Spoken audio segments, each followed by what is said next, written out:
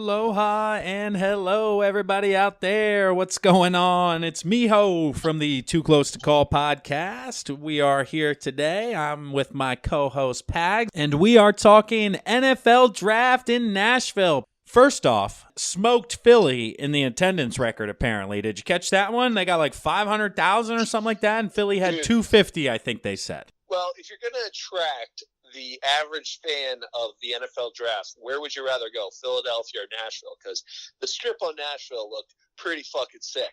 Did you read the article about the bachelorette parties that did not put together that the draft was there this weekend, and they were fucking pissed because they couldn't get to any of these bars or do these ride-along, drink-along things because everything was shut down for the draft. So there's some bridesmaids and brides of honor out there in the doghouse.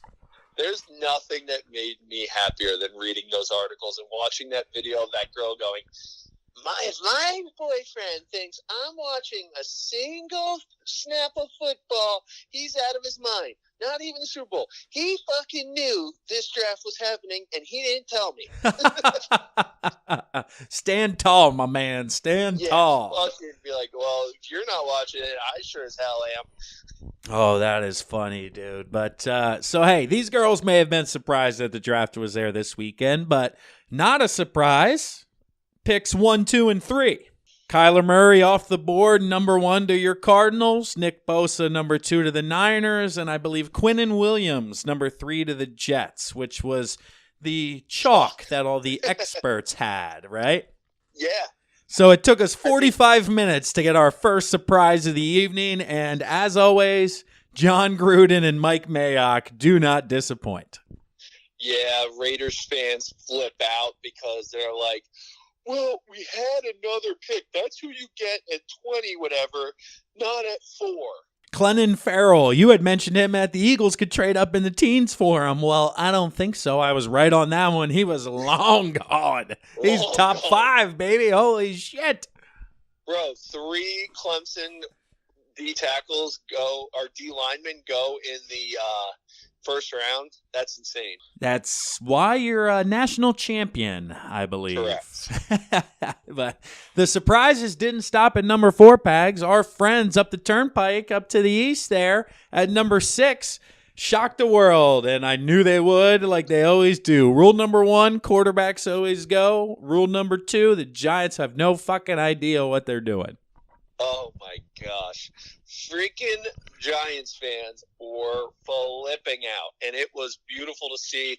It's always nice to see teams in your division fuck up draft picks, and this guy was horrible in his past couple games.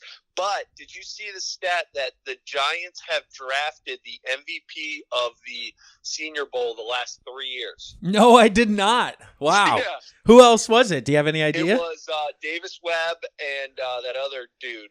Fuck, I forget his name. Wow. When I saw the stat, it was so funny. They definitely mentioned, he went there, they lit it up, they thought he showed his leadership skills. He was coached by the same guy who coached Eli Manning and Peyton and has that relationship. But I read a couple of different reports, GMs and scouts across the league were super pissed because it's inexcusable to take a guy that high when they have multiple first-round picks. They end up taking one of those defensive linemen, Dexter Lawrence, with their other pick, but Jones at 6, dude, and did you see Dwayne Haskins' response to it when he kind of smirks and laughs about it? But I don't know, man. Like, some of his lowlights are pretty low. Like, there's facing 1AA teams throwing for, 70 yards and interceptions, and I'm going, oh, man, if we get to play him twice a year, that's awesome.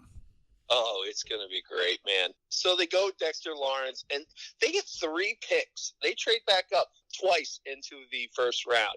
Get Dexter Lawrence out of Clemson, like you had mentioned, and DeAndre Baker out of Georgia, the cornerback. So I guess they get more quantity than quality in their first-round picks there. The corner, that's a need for them. They just moved on from a safety. I forget who it was. They didn't re-sign Landon Collins. Yes, that's what I'm thinking of. Baker, he fills a need for him. But honestly, the Dexter Lawrence pick I got in name. But when you kind of break down the Giants and look at them, their defensive line's one of their deeper positions. I understand maybe they're going the mold of the Eagles and getting after the quarterback that way. But as a team that, won 2, 3, 4 games last year to go, you're not in the position to draft of luxury like the Eagles, okay? Like, you got to improve elsewhere instead of improving the strength because, if you suck that much everywhere else, it's not going to matter how good your defensive line is. Well, I think what blows my mind is how bad their O-line is, and they draft a quarterback of the future, and they don't take a lineman until they took another D lineman in round 3. Oh, my God. And here's your O-line help that has been the worst in the league in the last couple of years. Yeah, you're right with that. That's what I'm saying. Just kind of surprising, man. I don't know. And then they move Odell at 50 cents on the dollar. And I guess hey, as a Giants fan, Pags, we have our quarterback and running back of the future. We're fucking locked in. I don't know. I don't know what they're doing. I think every Giants fan has lost faith in Gettleman. I don't know what they're doing, man, but let's see. Oh, another funny pick in the first round was the Falcons. Did you see the video of their draft party reaction? The fucking foghorns going off, and nobody does anything. They're all like, who? The guard from Boston College? What? That was great. Oh, my God. It was hilarious. Dude, that guy was a beast, though. When they showed highlights, that dude in the open field is an animal. Yeah, I mean, Quentin Nelson showed last year, if you have a guard, even pick 8, I think it was, isn't too high to, dominate at that position. And they're protecting Matt Ryan. So I got it. But that was the epitome, Pags, of what we talked about, where you take an O-lineman and everybody just goes, oh, okay. Cool. Yeah, we needed that. That's great. The Texans, the Eagles jumped the Texans. The Texans clearly wanted to tackle. Howie Roseman stays aggressive, jumps ahead of them, gets his guy. And then the Texans go with a small school kid at the same position from Alabama State. So clearly a smart decision there by Howie to jump up and get his guy. Absolutely. I'm glad we didn't draft a kid from Alabama State in the first round. That would have annoyed me. Oh, that's for sure. But, man, I glossed over. I'm not sure how, but pick number 15, our friends down south, down 95. They're in the lead. The Washington R words, since we can't say that now, and even though it's our nation's capital, we just refuse to change that, but that's neither here nor there. They take Dwayne Haskins, quarterback out of Ohio State, a local kid to Maryland. They clearly wanted their guy, dude, obviously, with the injury to Alex Smith and Colt McCoy, and I think Case Keenum coming in. I don't know if Dwayne's going to play right away in week 1, but I do think we're going to see him in 2019. And honestly, Pags, the pick that I'm a little bit kind of like, fuck, when it was made was Montez Sweat to the Redskins at 26. I think he could be a little bit of a tear against the Eagles in the future.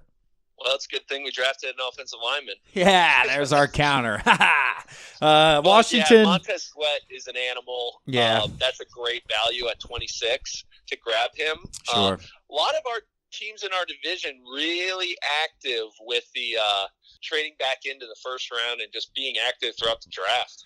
Well, we didn't see Dallas. They're the last ones we haven't touched on. They didn't pick until 50-something, Pags? Who did they end up walking out of there with? So the Dallas Cowboys end up with a D-tackle out of UCF, Tristan Hill, 6'3", 308. They really addressed their safety needs, O-line, D-tackle, and corners. So they went very, very heavy defense because they didn't have a first-round pick due to the addition of Amari Cooper.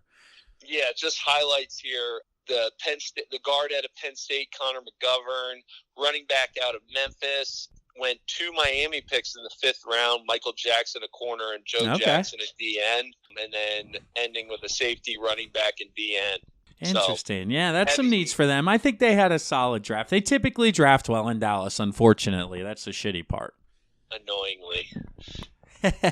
So, other highlights from the draft. Would you say the Raiders trading back in and getting the running back from Alabama? After Marshawn Lynch retired kind of abruptly, I thought that obviously they needed to address that position now because even when they had him, I remember asking you on one of the pods, who the hell's running the ball? So now I know, and if they were keeping Derek Carr, they had to get him help elsewhere, which certainly made sense. A few surprises late in the draft, potentially Trace McSorley to Baltimore. I kind of chuckled, but then I thought to myself, well, if they're running that kind of spread zone read offense and they think Jackson's going to get the shit kicked out of him, well, another quarterback to run that offense would certainly be Trace McSorley. So they're not going to have to change the playbook when they do that, and they're basically doubling down on the new run and gun, Pags. For sure. I think one of the highlights for me was Pat McAfee trolling the Titans fans. Oh, yeah, that was good. I didn't see that live, you don't know but who I am, but we didn't punt much again when we came and played the Titans. oh, dude, and then he mentioned how he retired, and it was the two other guys, and then an orangutan who did picks and not him the following year. So that is the one thing, I don't know, man. I will say that the Colts, I think, had another solid draft. There were a couple names. Kid from Temple went there, but, GM of the year out in Indianapolis, right now you're going to have to trust him more so than not, even though they weren't, high picks as well. Yeah, I love how McAfee goes, future Hall of Famer. Yeah, absolutely, man. But, hey, round of applause for Nashville. It was a hell of a weekend. It looked like a shit ton of fun. Next year, the NFL draft gets to Las Vegas, Pag. So hopefully Too Close to Call will be big enough to the point where we'll have to just go spend a weekend in Vegas to work. Oh, that would be sick. Sorry, babe. Got to go to Vegas. We got to do interviews for the weekend. We'll be back on Monday. See you Monday. See you Monday. But that's it. That's the NFL pod around the league. The NFL draft come and gone. The NFC East is very much in the thick of the surprises, the shocks, all of the above. But the NFL never ceases to amaze, and the ratings continue to climb, and attendance continues to climb. Yeah, this league ain't going nowhere. They just keep filling stands no matter what. That's just to watch man. People go up and say, you're playing for this team this year. It's like, good God. Wiping their booties with money, man. Unbelievable. But stay tuned to this podcast because football's right around the corner. Keep sharing with your friends all over Instagram and Twitter, and keep getting our name out there for us, peeps. That's it, everybody. We appreciate what you're doing for us. This is Miho and Pags, Too Close to Call cast, the NFL version. Later. Peace.